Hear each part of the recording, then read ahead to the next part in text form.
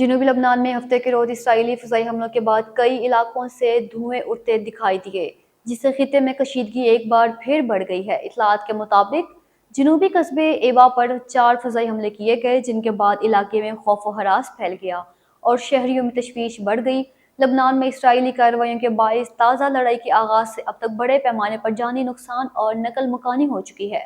بھارت کے زیر قبضہ جموں کشمیر میں ریاستی جبر، ظلم اور وسیع پیمانے پر انسانی حقوق کی خلاف ورزیوں کے باوجود کشمیری عوام کے حوصلے کمزور نہیں ہوئے۔ کشمیری عوام کئی دہائیوں سے اپنی بنیادی حقوق، شناخت اور آزادی کے مطالبے پر ثابت قدم ہے، جبکہ مسلسل پابندیوں، گرفتاریوں اور سخت سیکورٹی اقدامات کے باوجود ان کا عزم برقرار ہے۔ نائب وزیر اعظم اور وزیر خارجہ سینیٹر محمد اسحاق ڈار نے کویت کے وزیر خارجہ شیخ جراح جابر الاحمد الصباح سے ٹیلی فونک رابطہ کیا، جس میں خطے کی بدلتی ہوئی صورتحال اور اس کے وسیع معاشی اثرات پر تبادلہ خیال کیا گیا۔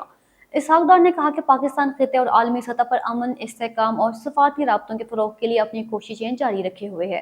کویتی وزیر خارجہ نے امت مسلمہ اور عالمی برادری کے لیے پائیدار امن و سلامتی کے فروغ میں پاکستان کی مخلصانہ کوششوں کو بھی سراہا۔ وزیر اعلیٰ پنجاب مریم نواز شریف نے گوجرانوالہ ماس ٹرانزٹ سسٹم کے ڈیزائن کی منظوری دے دی ہے۔ ان کی زیر صدارت ہونے والے اجلاس میں شہر کے ہر علاقے کو فیڈر بسوں کے ذریعے میٹرو ٹرین سے منسلک کرنے کی ہدایت کی گئی، تاکہ شہریوں کو آسان، تیز اور منظم سفری سہولت فراہم کی جا سکے۔ اجلاس میں ٹریفک کی روانی بہتر بنانے کے لیے 2 ٹنل سیکشنز تعمیر کرنے کی اصولی منظوری بھی دی گئی، جبکہ 17 سے 19 کلومیٹر طویل ٹرین روٹ کو زیر زمین گرانے کا فیصلہ کیا گیا۔ صدر آصف علی زرداری چین کا 5 روزہ سرکاری دورہ مکمل کرنے کے بعد ثانیہ سے پاکستان روانہ ہو گئے۔ دورے کے دوران انہوں نے ہنان اور ہینان میں اعلیٰ سطحی ملاقاتیں کی، جن میں چین پاکستان اقتصادی راہداری کے تحت صنعت، زراعت اور بلیو اکانومی میں تعاون بڑھانے پر تفصیلی بات چیت ہوئی۔ وزیر اعلیٰ پنجاب مریم نواز شریف نے بیواں اور یتیم بچوں کی مالی مدد کے لیے رحمت کارڈ پروگرام کا افتتاح کر دیا۔ اس موقع پر انہوں نے متعلقہ حکام کو ہدایت دی ہے کہ اس منصوبے کے تحت زکوٰۃ فنڈز کے استعمال میں شفافیت، انصاف اور میرٹ کو ہر صورت یقینی بنایا جائے، تاکہ امداد صرف حقیقی مستحق افراد تک پہنچ سکے۔ پروگرام کے تحت صوبائی زکوٰۃ فنڈ سے 5,000 ملین روپے کی ریکارڈ رقم مختص کی گئی ہے، جس کے ذریعے 50,000 بیواؤں اور یتیم بچوں کو 1 لاکھ روپے مالی امداد دی جائے گی۔ کراچی میں ٹریفک کی روانی بہتر بنانے، حادثات کم کرنے اور شہریوں کی حفاظت کے لیے شارع فیصل پر نئی سپیڈ لمٹ نافذ کر دی گئی۔ نظر ثانی شدہ نوٹیفکیشن کے مطابق ہیوی ٹرانسپورٹ کے لیے رفتار 30 کلومیٹر فی گھنٹہ مقرر کی گئی ہے، جبکہ کاروں اور موٹر سائیکلوں کے لیے حد رفتار 70 کلومیٹر فی گھنٹہ رکھی گئی ہے۔ کراچی کے میئر بیرسٹر مرتضی وہاب نے رات گئے شہر کے مختلف علاقوں کا دورہ کیا اور کراچی میٹروپولیٹن کارپوریشن کے تحت جاری ترقیاتی کاموں کا تفصیلی جائزہ لیا۔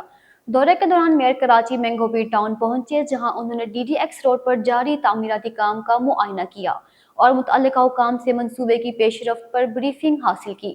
بیرسٹر مرتضی وہاب نے کہا کہ یہ سڑک ماضی میں کبھی تعمیر نہیں کی گئی تھی، مگر اب اس منصوبے کی تکمیل سے علاقے کے حالات میں واضح تبدیلی آئے گی اور شہریوں کو آمد و رفت کی بہتر سہولت میسر ہوگی۔ امریکی صدر ڈونلڈ ٹرمپ نے کانگریس کو خط لکھ کر کہا ہے کہ ایران کے ساتھ شروع ہونے والی مسلح کشیدگی اب ختم ہو چکی ہے، تاہم انہوں نے یہ بھی تسلیم کیا ہے کہ تنازع مکمل طور پر حل نہیں ہوا اور حالات میں دوبارہ شدت پیدا ہونے کا امکان موجود رہ سکتا ہے۔ خط میں کہا گیا ہے کہ امریکی حکومت پائیدار امن کے لیے کوششیں جاری رکھے ہوئے ہے، لیکن خطے کی صورتحال کے باعث کشیدگی کے اثرات ابھی مکمل طور پر ختم نہیں ہوئے۔ ٹرمپ نے کانگریس کی قیادت کو آگاہ کیا ہے کہ ایران کے ساتھ 28 فروری سے شروع ہونے والی مسلح صورتحال اب ختم تصور کی جا رہی ہے۔ اس اعلان کو خطے کی موجودہ صورتحال کے تناظر میں اہم قرار دیا جا رہا ہے، کیونکہ امریکی فوجیوں کی موجودگی کے باوجود جنگی اختیارات اور کانگریس کی منظوری سے متعلق بحث بدستور جاری رہ سکتی ہے۔ اب نئے ہرمز میں زیر سمندر بچھائی گئی فائبر آپٹک کیبلز کی سیکیورٹی ایک بار پھر عالمی توجہ کا مرکز بن گئی، کیونکہ ایران نے خبردار کیا ہے کہ یہ کیبلز خطے کی ڈیجیٹل معیشت کے لیے ایک کمزور نقطہ ثابت ہو سکتی ہے۔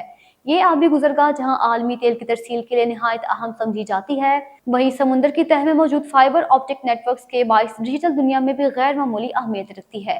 انہی کیبلز کے ذریعے جنوبی ایشیا اور جنوب مشرقی ایشیا خلیجی ممالک کے راستے یورپ، افریقہ اور مصر سے منسلک ہوتے ہیں۔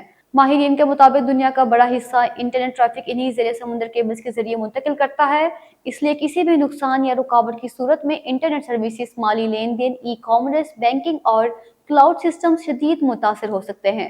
نیوز اسٹوڈیو سے فی الوقت کے لیے اتنا ہی۔ مزید باخبر رہنے کے لیے دیکھتے رہیے ڈی ایم نیوز اردو۔